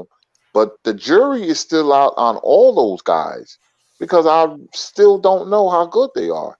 It all depends on who learns and progresses the fastest. And so it's still, they grade are incomplete, because I just don't know until they mix it up in the ring together. Sort of like Leonard Hearns, Duran, and Hagler. All those guys was great because they fought each other and they beat each other.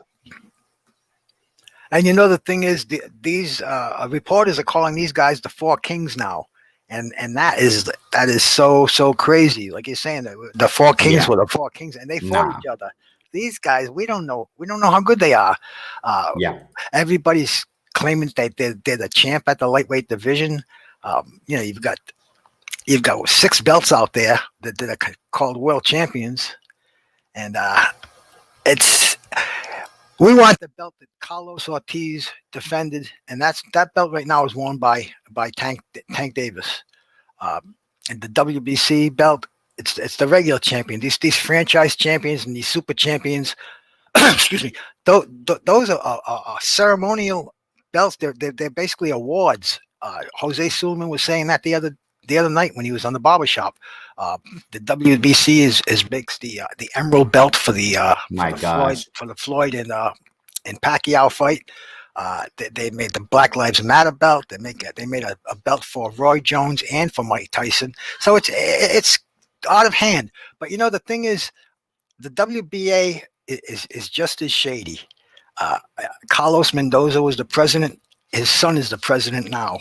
And they're in a country where they can't be touched by United States jurisdiction of sports jurisdictions. Same with the WBC. The similarities are so much, and to me that's where the problem lies. That's the root of the problems right there, because everybody's shuffling around to get a belt. You have a belt, you're an elite fighter, which is not always the case. There's been so many fighters throughout history that didn't have a belt, and they were the best at their weight division. Look how long it took Marvin Hagler to win the middleweight championship. It was way back when Carlos Monzon was champion. They were touting Marvin Hagler, and it took him 10 years from that before he got a title fight. He was robbed of the fight with a draw with Vito Antuofermo, and then he went to England. He won the title from Alan Minter and got no respect, got pummeled with bottles in the ring. It was disgusting. But I don't know where I'm going with this, but I was starting with these 4 lightweights, and that they have to prove themselves, like Hagler, Duran, and Sugar Ray, and Thomas Hearns did. They fight each other. They fight everybody else. They win multi-titles. And then you can call yourself a king. But until then, to me, these guys are question marks. Not one of them, to me, has risen to the top or can make claim to being the superior lightweight in the world today. And that's facts. That's facts. I mean, you guys are exactly right. I think it is too early to say, you know what I mean, as far as with Devin Haney, to see if he's really. That was just my question, because on the last video I made about that concerning, Devin Haney's, statements saying that he's getting ducked. I said it seems like that, and it, like Kurt said a moment ago, it smells like it, but we still got to wait and see if that's true. You know what I'm saying? We're hearing so much about Devin Haney because his dad's on it seems like he's on everywhere. Huh? Every show you turn on, Bill Haney's promoting his son. And then we got Gary Russell's brother, who's promoting his brother, and those guys bang heads all the time. It's very entertaining, but that's the world we live in today. We get more hype than we get fights. We're given the sizzle when we want the steak. We're not getting the meat of the matter, and that's the problem today. We're hearing everything else. We hear negotiations. We hear these arguments. We see the fighters in chat rooms. We see them all over the place, but we don't see them in the ring fighting, and that's what we have to see before these guys can make claim to being the greatest. They have to fight each other, and they have to make names for themselves. You don't make a name for yourself from one pay-per-view fight. That's the beginning. That's not the climax. True. And that's exactly why I posted a video recently called Don't Believe the Hype. Don't believe the hype, ladies and gentlemen. Brown Unboxing's in the building. Brown Unboxing. What's going on, family? Thanks so much. I see you, fam. Let me get to the comments real quick because I love this, man. I can just go for a long time talking to you guys, man. I love this stuff here. So we have here ASAP Sam saying here, it looks like Bud is going to leave Top Rank the way Bernie has been talking. So he will be able to go anywhere to get fights. We'll see, man. I still don't trust this whole thing with Bud, man. I just don't trust it, man. For all we know, Bud will resign. you know, or yeah, I just don't know, man. Well, it looks like it, but we'll see. Yeah, I feel you though, ASAP. I feel you, fam. So we got here ASAP Sam continuing to say that, you know, alluding to kind of what Kurt said a moment ago. The zone seems like they are paying their fighters. Exactly. I mean, and we are getting some fights. I'm not knocking the zone. You know, I'm not 100% or whatever. I mean, we just saw recently, you know, a lot of people don't even talk about this. Why? I don't know, because we're just paying attention to bigger divisions. I don't, you know, heavier divisions. I mean, we just saw recently El Gallo Estrada versus Cuadras. We just saw Chocolatito there. I mean, great fights. Ladies and gentlemen, where they're talking you know, El Gallo Estrada to fight Chocolatito rematch. I mean, if I'm not mistaken, it's on the zone. So that's great stuff, man. I mean, so I got nothing to complain. You know what I'm saying? I got nothing to complain about concerning those things. There are great fights there still, you know, or I guess some certain fights that are great, you know. I'm not saying that all the fights on the zone, of course not, you know what I'm saying? But yeah, so I mean, it is what it is. We got Brown on Boxing here saying all these fighters in boxing need to fight each other and the fans need to stop being cool with their favorite fighter ducking. So yeah, big facts. And you know what we're talking about, you know, what we're talking about, that I don't think, and just like what I think, you know, Bruce said right now, I'm going to go that, you know, one pay-per-view is not enough. Exactly. Or for example, me personally, as far as Teofimo Lopez, and like what Kurtis said too, I get it. He's going to go fight this Cambosos guy. I get it. It's a mandatory IBF, whatever. I get it. That's fine. You know what I'm saying? He just came off a great win with Lomachenko. He beat also Comey. I mean, a lot of people are ignoring that. Great win, what he did over Comey. Yeah, it's amazing. I've been saying it, you know, time and time again here on my platform. So, I mean, that's great stuff. You know, I got nothing against that, you know, but go fight Cambosos. Go handle your business. But come back and fight Haney. I mean, we got to see this. We got to see this. You can't go out at 135 without proving that. So, you know, still got more to prove. Just because you get a couple belts doesn't mean that's everything. You know, you still got to go out there. You still got to go out there and fight these guys, man. Definitely, man. Mel and Ryan saying here exactly everything but the fight. Yep. Alluding to what talking about what Bruce is saying. Brown on Boxing. Gotta say this. He says the racist comments in all these chats need to come to an end as well. Yes. You know, I agree. Some of this crap is just a fear of their favorite guy. Yeah. Brown on Boxing, you're definitely right, fam. You're definitely right. That's why I try to the best of my ability on this platform. It's small, but it's growing, thankfully. Thanks to you all. It's growing, man. So you know, that's why I try to, you know, I don't even talk about that. You know what I'm saying? I don't. And thankfully, everybody who's been here, you know, throughout the months and stuff like that, you know, don't talk about that because, you know, I try to bring that approach here. You know what I'm saying? And you're definitely right, Brown on Boxing. You're definitely right, man. So, yeah, these guys got to prove more. I'm not, you know, buying the hype. They still got to go out there and fight each other. You know what I'm saying? So another thing I want to talk about here, you know, Kurt, we'll go to Kurt and we'll go to Bruce. I don't know why, you know, I guess I do know why I always say that. And then I do know why, right? But, you know, or Eddie Hearn is coming out and he's saying that it's like, yeah, I understand his money, whatever. But, yeah, no, he's saying that Amir Khan versus Brook is still an intriguing fight. It's competitive. What? I mean, Amir Khan, the last time he fought was like a year and a half ago. This guy, the only thing he's been talking about is Mayweather and Pacquiao. It's like, dude, shush. All due respect, just be quiet, Khan. Nobody, I don't want to hear you about this. You're not doing anything. Just retire already. Is he retired? What the heck is going on with Amir Khan? You know? And Eddie Hearn comes out and says, yeah, you know, this is still a competitive fight. I think we can do something. It's like, I think he can do nothing. Just who, I don't know, Kurt. What do you think about that? Amir Khan and Brook. That ship has sailed. At one time, it would have been a huge fight for UK, England. It was a fight that I was interested in. It would have been a big fight, but I fought both of them. And this is what I'm talking about. Fights that should have and could have been made, but didn't happen. You know, George Groves and Carl Frock did like 90,000 at the stadium. 90,000. It was a huge fight in the UK. They would have did more. They could have put 100,000 people in Wembley Stadium for that fight. It would have been, as they say, massive.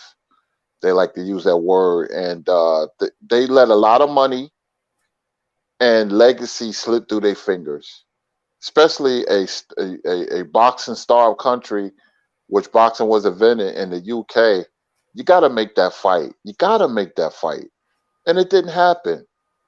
It's too late. They'll go see it because of the names, but that fight doesn't have any fire to it anymore. You know, Amir Khan wanted the Mayweather and Pacquiao fight, but he never was going to get that fight. He lost a lot of big fights himself, you know, and they let, you know, a good fight like that slip away. So I blame both fighters. Just like if Spence and Crawford don't fight, I'm going to put the blame on Yes. both of the guys. Yeah. When fights don't happen, it's two the fighters' fault. Because if they really want to fight, they can fight. If they really want to. So I feel that way. That ship has sailed with Kell Brook and Amir Khan. Big facts. What do you think, Bruce? Yeah, no, I couldn't have said it better. I couldn't have said it better. That fight should have happened several years ago. It's probably going to happen because it's an easy fight to make. They can put that in the bubble and sell a lot of pay-per-views in England with that fight. I would imagine, but it's, to me, it shouldn't. It's a non-issue. It's pulling these two guys who have who are retired, as far as I'm concerned, to put it politely, and throw them in the ring together. I wouldn't pay a nickel to see that fight, but I probably will watch it. Yeah, me neither. I wouldn't pay nothing. Yeah, I'll just watch it, just to watch and laugh, you know, whatever. Well, we can't not watch a fight. That's the boxing junkie. Exactly. In us. Exactly. I see a couple of winos throwing hands in the alley, and I'm right there watching that. You know, it's a sickness. It's a sickness. Yeah, it's a love-hate relationship. I know. Yeah. I know. Let me get to the chat. More love. Of course. We got here Brown on Boxing saying, I say to hate it. I'm sorry. Did you hear me? I said, I say to hate it. Oh my gosh. Sometimes my just wording goes off. I say to hate it. I hate to say it, but after Wilder versus Fury 2, a lot of people on YouTube should go, right. And it's like what, be that queen, adding to it. Too many racist trolls with endless time. Yep. To spend online and hate on. Yeah, I don't got time for that, man. It's, y'all know what it is. And that's exactly why, Brown on Boxing saying, I respect that. Definitely, man. We respect your all day. That's the approach I got. You know what I'm saying? That's the unique approach I bring on this platform. Everybody has their unique approach, and I understand it and I respect it. You know what I'm saying? And people thrive off of what they do. Fine. More power to them. But here it's all about, commonality, sharing a common interest, and our common interest is boxing. Common passion is boxing, and not just boxing, life in general, valuing life, you know what I'm saying, from the sport of boxing. What we were talking about earlier with Kurtis Anderson when we started the live session today, you know what I'm saying? And those who haven't tuned in, y'all are jumping in. Thank you guys so much. Those who haven't tuned in since the beginning, when we finish this, go to the playback. You're going to learn a lot, ladies and gentlemen. It's not just boxing, but it's from boxing. We learn so many things and beautiful things of life, man. And that's what it is. That's the approach I try to bring on this. You know what I'm saying? So definitely, man, Brown on Boxing. Can you say Khan didn't want it? And once again, it's another case in which Eddie Hearn didn't bring the same energy and tried to make. Yes, once again, exactly. Yeah, it's true. I mean, I'm not justifying Eddie Hearn and everything. Of course not, man. There are many things that Eddie Hearn is way off of. You know what I'm saying? He's whacked in many things. So Eddie Hearn and Bob Arum give great quote. Exactly. Yeah. Just like other promoters. I mean, it is what it is, but they both have prevented big fights with their beat. Yep. Big facts. Big facts. You made a new word. Yes, I did. I made a new word. I made two new words. It was sate and hey. Okay. So we got here Khan versus Brook will probably be on the zone. So we good if we got the zone, not paying extra. Yeah. Big facts, man. So man, we've been going on almost for 2 hours. Man, anything to close off, Kurt? Well, thanks for inviting me. It's always a pleasure. Bruce Goals, man. A shout out to you, man. Always supporting, and it's great just to talk boxing, man. And can't wait till the Here and Now comes back. And like Bruce said, it's a sickness, man. With boxing, you just like the great Archie Moore got into boxing. He walking past an alleyway and two guys was fighting, and he stopped and said, "Wow, man, that's beautiful." So I understand where he's coming from. I feel the same way. Remember that channel I told you guys about, MSG? They show a lot of old fights. A lot of Hector Camacho fights, amateur fights. They're showing Ruslan Provodnikov versus Chris Algieri. It's only a local channel in the New York and the New Jersey area. That's where the Knicks and the New York Rangers play, but they show a lot of boxing, and that's what I'm watching now. And I just love the sport, man. It's my unadulterated raw passion. It gets me through the day. You know, it's I love it. I can't put in the words. I'm trying to find the adjectives, but I can't. But you know, you guys understand. But thank you for inviting me on, man, and I will be on again. Bruce, any closing words? No, of course, I love sitting here and chopping up the fights with you guys. I feel such a brotherhood with Kurtis and with Renee and Stormy and Scrap. All you guys, you've become a part of me. Boxing was starting to lose a little spark in my life because I couldn't talk about it with anybody. There was nobody to talk to. One day I just punched live boxing talk, and I ended up on BFTB's channel. I took it from there, and I'm over here now. It's just a nice place to be. I just appreciate all you guys. I appreciate the knowledge you bring. I appreciate the friendship, the sense of family. Everybody here, the chat room. I love doing this, Renee, and I thank you for inviting me. It's an honor to talk to Kurtis and to talk to all you guys. It is, and just peace, love, and I'll catch you all in the chat rooms. Reggie Owens is in the building. Thank you so much, Reggie Owens. Go ahead and subscribe to Reggie Owens Boxing Conversations with Reggie Owens, all day family right there, man. Definitely, man. Kurt and Bruce, can you guys stay just a couple seconds right after we log off? Sure. Yeah. Yeah, just wait a moment, please. Thank you guys so much, man. Everybody who jumped in the building, I really appreciate each and every one of you. You know, I repeat one more time, please. The flash lives I do around Monday mornings, okay, Thursday mornings or Friday mornings, okay. So I'm going to start doing that more and more. I've been doing it for the past few weeks. So actually since the year started, before the year started. So yeah, I'm going to be doing this. So please keep an eye out, ladies and gentlemen. Put them notifications on because we're going to keep talking this boxing. Love it. You know what I'm saying? Definitely, man. I appreciate each and every one of you. Thank you guys so much for tuning in. Like I said, those who just tuned in, you know, recently, go ahead and from the beginning, man, we started throwing it out there, man. Beautiful talk with Kurtis Anderson, with Bruce Goes, man. Love it, love it, love it, man. Thank you guys so much. Have a wonderful day. Please take care of yourselves, each and every one of you. Have a great day. Do what you got to do. Go handle your business. Y'all know what it is. Stay safe. Renee Box Young, Kurtis Anderson, Bruce Goes. Peace out, family.